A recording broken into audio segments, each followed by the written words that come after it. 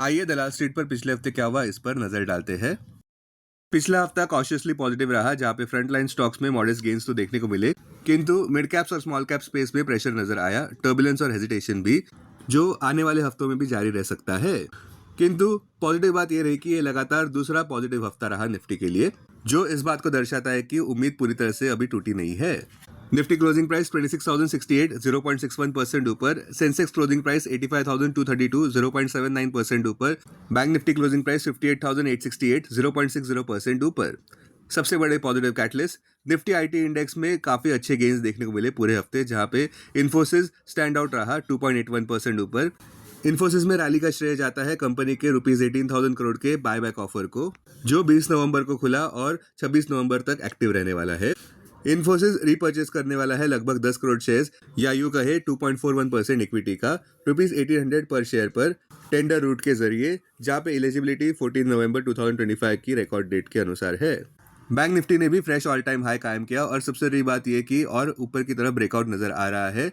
Substantial rate cuts RBI द्वारा उम्मीद को बढ़ा रहे हैं, और इस उम्मीद का श्रेय जाता है भारत की सीपीआई इन्फ्लेशन डेटा को, जो नीचे आया है रिकॉर्ड लोस पर लगातार 9वें महीने में, आरबीआई के टॉलरेंस बैंड 4% से काफी नीचे।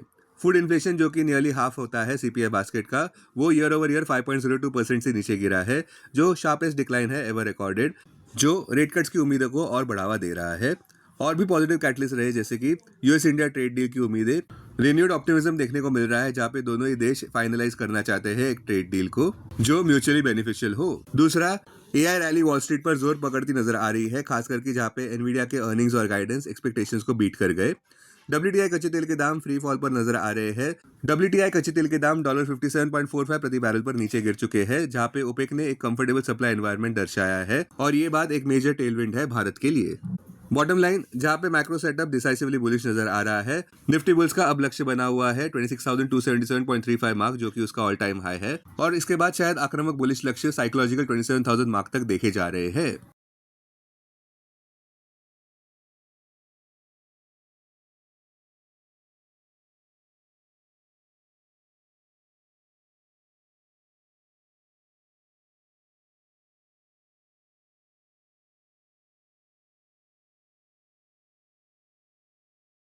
अब देखते हैं कि इंडाइसेस का पिछले हफ्ते परफॉर्मेंस कैसा रहा। निफ्टी 0.61% ऊपर बढ़ा और लगातार दूसरे हफ्ते पॉजिटिव बंद हुआ। पॉजिटिव बात यह रही कि निफ्टी साइकोलॉजिकल 26,000 मार्क के ऊपर भी बंद हुआ। निफ्टी अब अपने 21 डीएमए 25,847 मार्क के ऊपर व्यापार कर रहा है, और अपने 50 डीएमए के ऊपर भी जो है 25,452 मार्क पर, 100 डीएमए के ऊपर भी जो है 25,192 मार्क पर, और 200 डीएमए के ऊपर भी जो है 24,515 मार्क पर।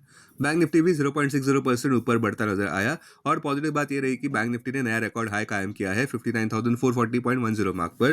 बैंक निफ्टी का 200 डीएमए है 54,498 मार्क पर। निफ्टी प्राइवेट बैंक इंडेक्स 0.72% ऊपर बंद हुआ, जबकि निफ्टी पीएसयू बैंक इंडेक्स 0.23% नीचे बंद हुआ। ब्रॉडर मार्केट्स में स्मार्ट गेन्स देखने को मिले, जहां पे निफ्टी मिड कैप 50 इंडेक्स 0.72% ऊपर बंद हुआ, जबकि निफ्टी स्मॉल कैप इंडेक्स 2.22% नीचे गिरा। बुलिश सेक्टर्स रहे, निफ्टी आईटी इंडेक्स 1.61% ऊपर, निफ्टी ऑटो 1.09% ऊपर, निफ्टी इंफ्रा 0.44% ऊपर। बेरिश सेक्टर्स रहे, निफ्टी रियल्टी 3.78% नीचे, निफ्टी मेटल 3.36% नीचे, निफ्टी मीडिया 2.4% नीचे, निफ्टी एनर्जी 1.13% नीचे, निफ्टी फार्मा 1.05% नीचे, निफ्टी एफएमसीजी 0.10% नीचे।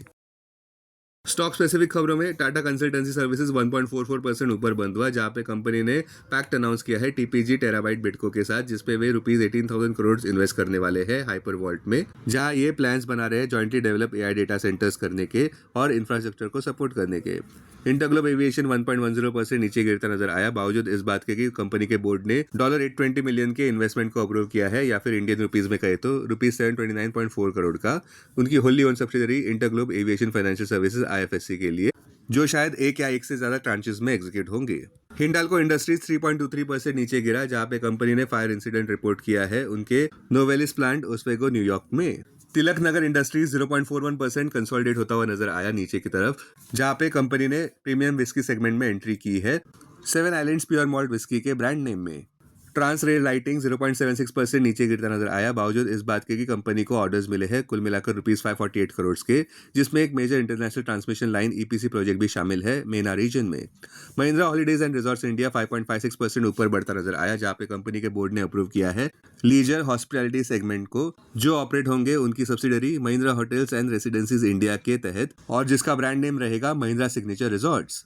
Gujarat industries power company GIPCL 1.21% नीचे गिरता नजर आया, बावजूद कंपनी ने कमीशन किया है 4 phase 600 megawatt solar project 2375 megawatt renewable energy park Khavda great run of Kutch में।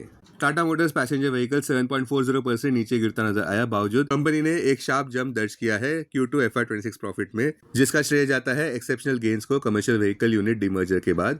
रेवेन्यू 13.4% नीचे गिरता नजर आया year over year. Kotak Mahindra bank 0.39% ऊपर बढ़ता नजर आया, जहां पे कंपनी की बोर्ड मीटिंग में जो 21 नवंबर को हुई थी उसमें स्टॉक स्प्लिट कंसिडर किया गया है। ग्लेनमार्क फार्मा 2.71% नीचे गिरा, बावजूद इस बात के कि कंपनी का Q2 consolidated profit 72.3% year over year बढ़ता नजर आया और रेवेन्यू भी 76.6% बढ़ता नजर आया।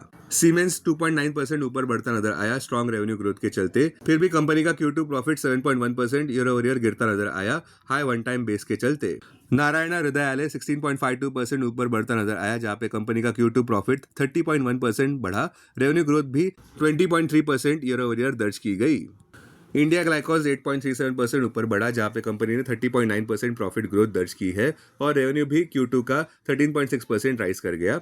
हुडको 1.1% गेन कर गया रिजल्ट्स के बाद। Net sales 27.85% year over year बढ़ते नजर आए ₹3,219 करोड़ पर सितंबर 2025 में। क्वार्टरली नेट प्रॉफिट भी 3.08% ऊपर बढ़ा ₹709.83 करोड़ पर, जबकि एबिटा 16.51% ग्रो कर गया ₹3,104 करोड़ पर। NBCC 1.34% नीचे गिरता नजर आया, बावजूद दो की डेवलपमेंट्स के।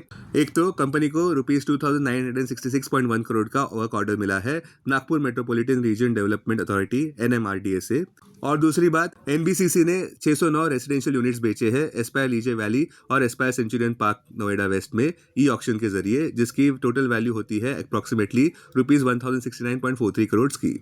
पिछले हफ्ते के निफ्टी 50 के गेनर्स इस प्रकार रहे।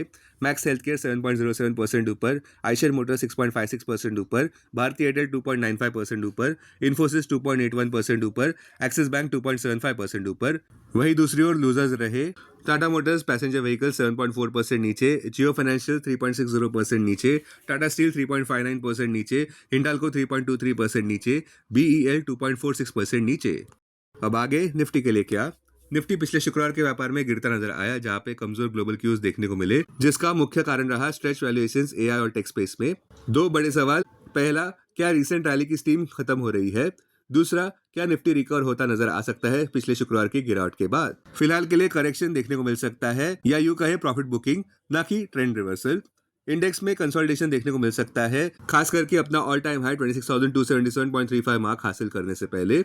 दो बड़े हेडविंड्स नियर टर्म में इस प्रकार हो सकते हैं, एक तो AI वैल्यूएशंस काफी स्ट्रेच्ड है ऐसे नजर आ रहा है, दूसरा फेडरल रिजर्व द्वारा रेट कट्स की उम्मीदें दिसंबर महीने की कम होती जा रही है। सावधानी का माहौल होने के बावजूद भी हमें लगता है कि निफ्टी बुल्स रिग्रुप होते नजर आ सकते हैं, क्योंकि ऑप्टिमिज्म देखने को मिल रहा है US इंडिया ट्रेड एग्रीमेंट को लेकर। कृपया ध्यान दें कि बावजूद 50% US ड्यूटी के भारत का एक्सपोर्ट डिक्लाइन काफी कम रहा है, जिस वजह से पॉलिसी मेकर्स को लेवरेज मिल रहा है, खासकर की ग्रोइंग सिग्नल्स देखने को मिल रहे हैं पोटेंशियल टैरिफ रोल बैक के। GDP स्नैपशॉट, भारत का GDP growth data Q2 FY26 का इस हफ्ते आने वाला है। इसके पिछले क्वार्टर में economy 7.8% year over year expand करती नजर आई Q1 FY26 में, जो स्ट्रॉन्गेस्ट क्वार्टर देखने को मिला है पिछले 5 क्वार्टर्स की तुलना में। मार्केट्स को अब सवाल आ रहा है कि ये मौजूदा मोमेंटम जारी रहेगा या नहीं। बॉटम लाइन, निफ्टी ऊपर तो बढ़ता नजर आ सकता है, किंतु वोलेटिलिटी भी देखने को मिल सकती है। संक्षेप में कहे तो निफ्टी की ऑल टाइम हाई की कैप फिर भी अपने पास रखे। Investments in security markets are subject to market risk. Read all the related documents carefully before investing. This content is purely for information and educational purpose only and in no way to be considered as an advice or recommendation.